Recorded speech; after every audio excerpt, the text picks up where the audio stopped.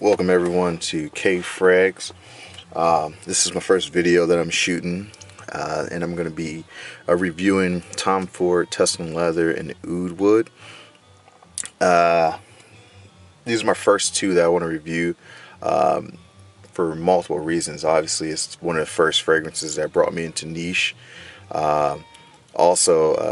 It's something that it's kind of nostalgic for me as far as the fragrance themselves. When I first smelled them, it was just first time I smelled them, I was like, I've never smelled anything like this. So it definitely was something that I feel like if I'm going to start my whole fragrance review videos, these are two I'm going to start with. I remember the first time I bought them, they were like super expensive. I've never spent that much money for a fragrance. I believe at the time when I bought them, they were around, I want to say for the 1.7, they were around $195 a piece. So it was crazy. And I think at that time you could only get them at Neiman Marcus or something like that. So to say the least, it's something I hadn't wanted for such a long time. Never thought I would spend that much money for a fragrance, but as you know, if you're a real fragrance head, you'll spend a lot for the fragrance addiction, if I'll say. So basically, we're going to start with these two from Tom Ford, Tuscan leather and oud wood. But before I get started, I want to give kind of a shout out to some fragrance reviewers that I follow, just kind of like a nod to them. First, I'll start off with Kevin Samuels, Eric Hill from Centrifugal Forces, Roger Real Deep Cool, Jeremy Fragrance, Joy Admin, Drac Doc, Shaving on the Dark Side, Brooklyn Fragrance Lover, Redolescence, Smelling Great Fragrance, Fragrance Guru, Big Beard Business, Gent Scents, Perfume Projects, Coach Rob 619, Robes 08, and Mike Mishers, Max Forte, and Simply Put Scents. There may be some that I forgot because it was quite a long list that I had, but obviously these are just some guys I'm just giving a shout out to. They give good reviews, and I mean some of these fragrance reviews I watch on repeat, so it's crazy. But that's how it is when you get into like the fragrance game. You really start to just, I don't know, it becomes an obsession, right? Okay, so first we'll start off with Tuscan leather, kind of get into that review of what the notes say and what I take from the notes, and as far as wearing it and how it reacts to me.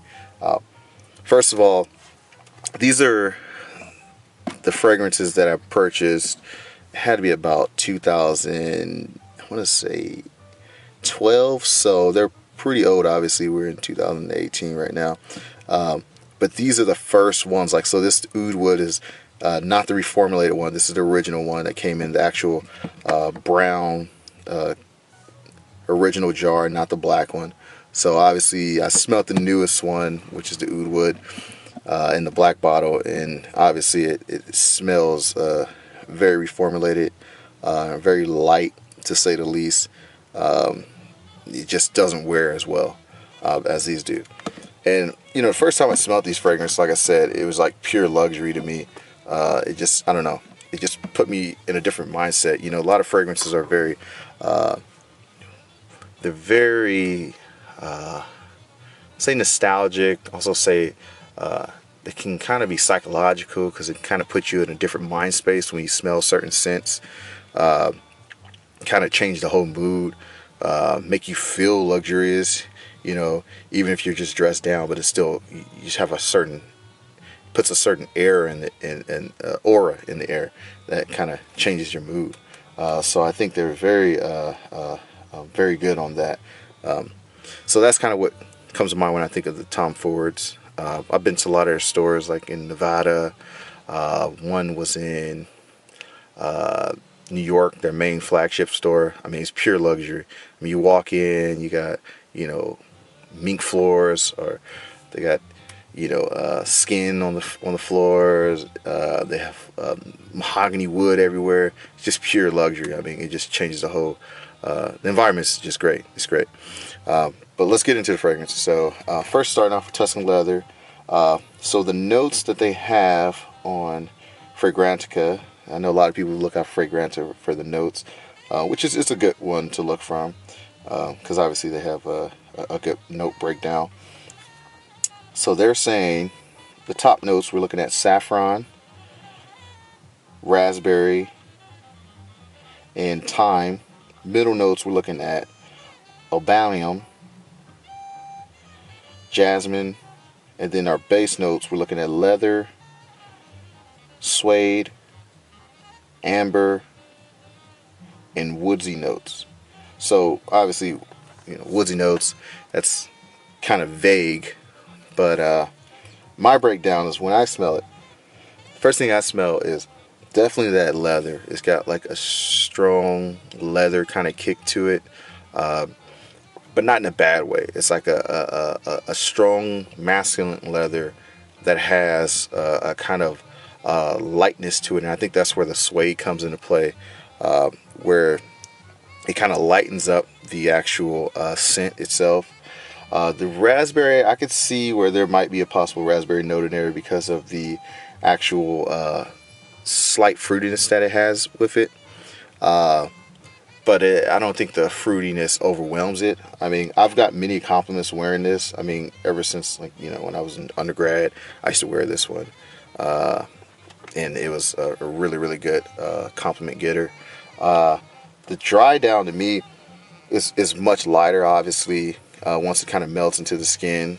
But I believe that this one is a good scent, definitely to wear in a suit.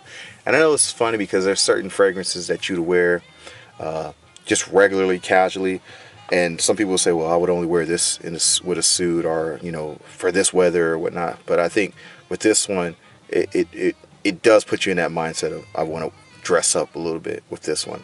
And I would say the same thing with the oud wood as well.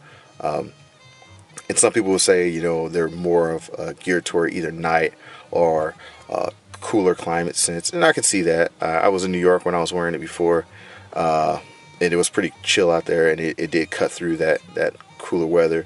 But like me, I wear it whenever I want to wear it. So I don't subscribe to specific times of the month. Obviously you can be light on the trigger with it, but that's left to you.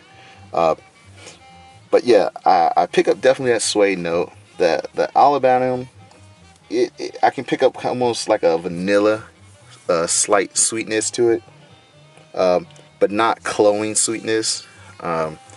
Obviously, with this one, it seems like with me, the leather note is more of the main note that kind of sticks out the most, but in a good way, very, very masculine. I wouldn't think a woman would wear it because it is kind of a masculine leather, kind of raw, not really sweet necessarily. I mean, it lightens up a little with that floral note. The saffron, I can see where that kind of plays a little role, but I think the saffron is kind of like, to me, near more of the end. So that's my take on it as far as that. Longevity on my skin, I would say probably 8 to 9 hours, but it still kind of resonates in the skin, but obviously becomes more of a skin scent. So if we're saying projection, obviously projection, I think the first maybe 3 hours is going to project, not beast mode, but it's going to project quite well. Then it becomes more like a closer to you, maybe within 3 feet. You can kind of smell a little projection, and then as that goes on, it pretty much starts to kind of get a little closer to your skin. It then becomes a skin scent after that. But still a good one. I think obviously in the office it really projects really well because you're in more of an enclosed space. So I would definitely say it's still a good one. Now we'll get to oud wood. So oud wood, which is actually my favorite. This is the first premium one that I bought, was the oud wood. Well, actually I bought them both together. I bought oud wood and Tuscan leather together. But if I had to choose between the two, I would have bought oud wood if I had to choose over the Tuscan leather. Not because Tuscan leather is bad, but oud wood really, I don't know, it's something about it. It really just stood out to me, and I don't know if that has to do with the oud itself, because the oud is much softer, but maybe it could be, you know, that mixture of the cardamom that's in it as well, and maybe the rosewood, because it's something about it. It kind of has like a very addictive kind of smell to it. So I'm going to get to the note breakdown. So the note breakdown, we're looking at, first thing is going to be arga wood, which is the oud.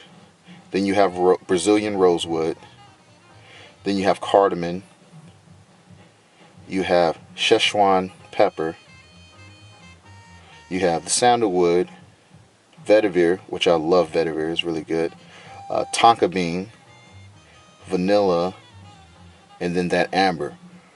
I'll tell you, by far, I mean, these are the best combination of notes you can think of. And I don't know, but when Tom Ford made this one, he really like put a lot of thought in this one. You know, obviously people say like, you know, this is one of the ones that got more mainstream oud, I guess, popularity. So most people will actually start, you know, diving into his colognes. And, you know, I guess, you know, at a time when he came out, he was very daring, you know, with his fragrances and how he's mixing them, and kind of put people onto the, you know, idea of the niche brand, you know, but kind of helped them take baby steps, which was good, because I think that kind of opened a lot of people's horizons on, you know, the things that they wear as far as fragrances, because most guys really might not wear fragrances like that.